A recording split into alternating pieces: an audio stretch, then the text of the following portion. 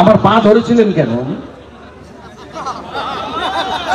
1 December 2020 উনার গুণধর ভাইপো অভিষেক ব্যানার্জি, উনার পরামর্শদাতা প্রশান্ত কিশোর, উনার পার্টির 2 জন বর্ষিয়ান এমপি সুদীপ বন্দ্যোপাধ্যায়, সৌগত রায় শ্যামবাজারে ট্যাবলার বাড়িতে রাত্রি 8টার সময় হাত পা ধরেছিল, আর উনি ফোনে লাউডে ছিলেন, ছেড়ে যাবেন না, ছেড়ে যাবেন না। আপনি শুনে রাখুন, নন্দীগ্রাম না হলে উনি দিদি থেকে দিদিমা হয়ে যেতেন, জীবনে মুখ্যমন্ত্রী হতে পারতেন না।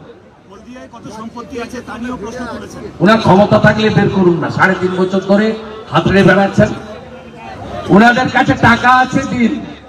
আমরা তো বারবার বলছি যোগ্য এবং অযোগ্য বাছাই করুক কোর্ট। যোগ্যরা বিপদে পড়েছে মমতা ব্যানার্জির জন্য, এসএসসি যোগ্যদের তালিকা না দেওয়ার কারণে। ক্লিয়ার? আর তৃণমূলের অনেক টাকা আছে, ডিয়ার লটারি দিয়েছে 600 কোটি, আর সঞ্জীব গোয়েঙ্কা 8 টাকা ইউনিটে ইলেকট্রিক নেন, তিনি দিয়েছেন 400 কোটি টাকা।